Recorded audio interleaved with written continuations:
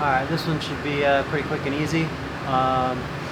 This is a G8 with an air intake, a set of headers, and the mufflers have been deleted. Other than that, it's all stock. Has just shy of 130,000 miles. Just going to start with all of the fueling and everything's been dialed in.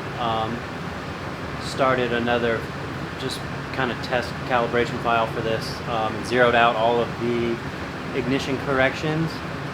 So we're just going to start with the factory timing values and then bump them up 2 degrees at a time and just see what it does for the horsepower and torque, and you know, just kind of see how that all works out. So let's start.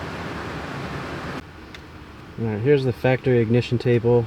GM does their spark in cylinder air mass, which is stupid.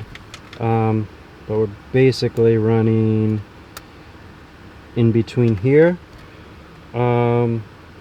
which the timing's in the low 20s. However, they have a bunch of dumb shit going on in some of the background tables. So when you actually log it, it's making 18 degrees of timing throughout a majority of the run. So I'm just going to flatline the table at 18 and make the first run, and then we'll start adding from there. And again, I'm going to zero out all of the modifier tables just so we get what we're actually commanding. And so from 3600 RPM and out, smooth it a little bit, but we basically have 18. We have some lower values below that. I don't want to just hammer the thing down low with a bunch of timing. And I'll have to roll into the throttle on the dyno, being that it's an auto. So we'll basically look at anything, you know, 3800 RPM and above. Let's make the first run.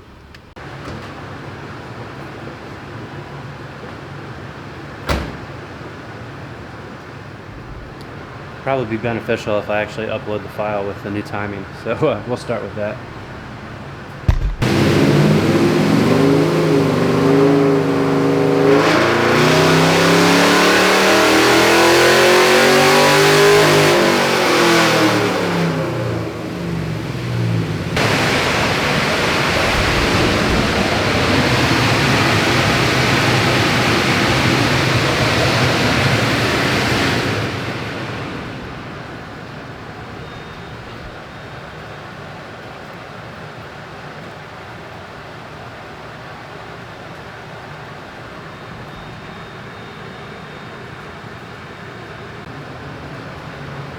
Alright, that was pretty much a flat 18 degrees. I'm going to look in the log, verify, make sure that that is what it obviously was.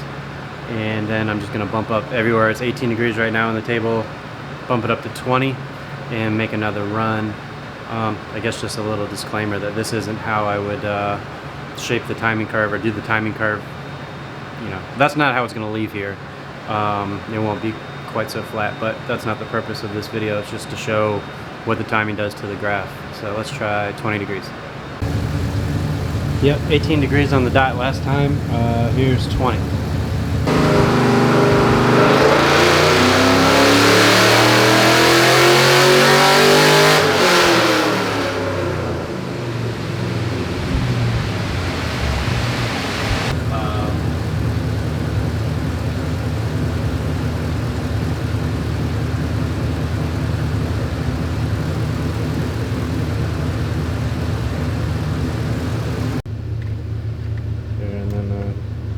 Moving the cursor around, you can see the timing's just staying right at 20. So now I'll try it again with 22.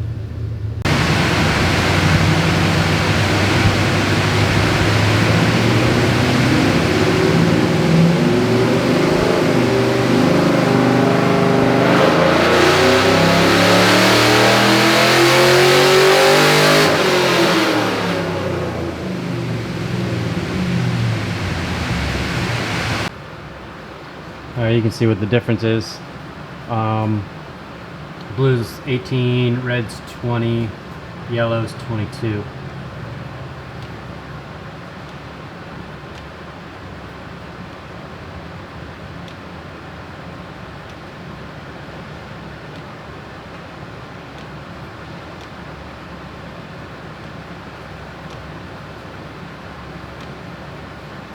sometimes they get a little squirrely at the end with the shift coming up. Alright, let's try 24.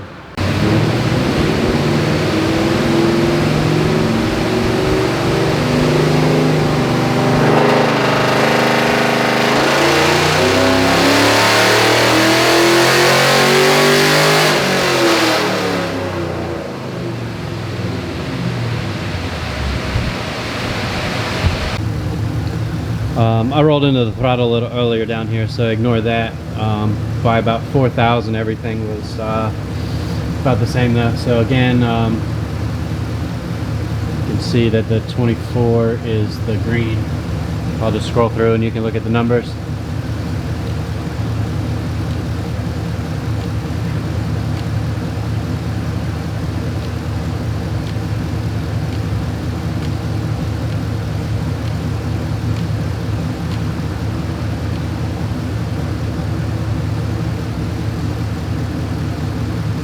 I'm going to try one more at 26 degrees all the way across, and then we'll probably call it quits there and kind of take a look at everything.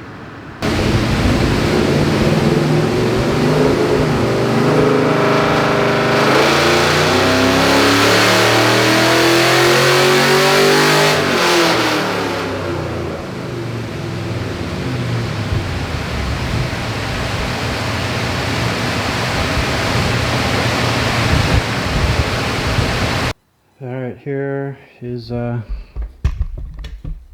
basically the results. Hopefully you can see it all. And then the white is a 26 degrees that we just did.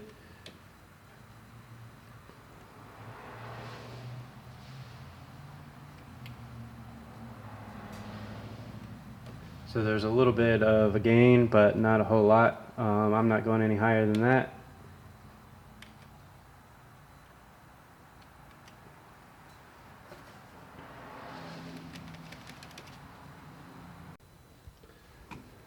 Alright, we'll clear torque off of here. It just makes it a little easier to see.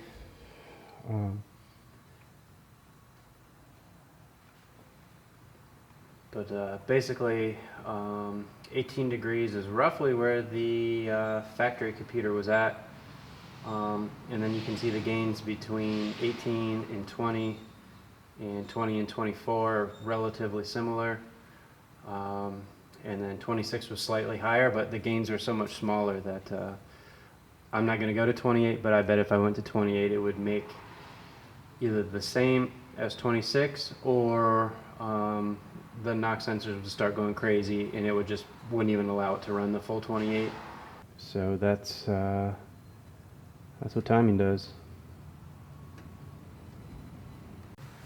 Alright, so that'll give you a little bit of an idea of what you can expect to see by bumping some timing in.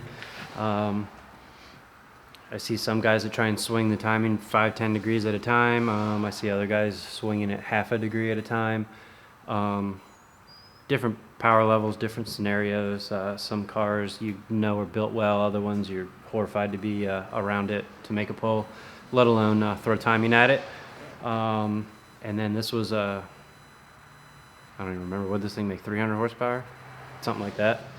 So usually the gains aren't quite as much. We had a car on here yesterday in the 1500-ish horsepower range, and 1 degree of timing was 150 horsepower on that one.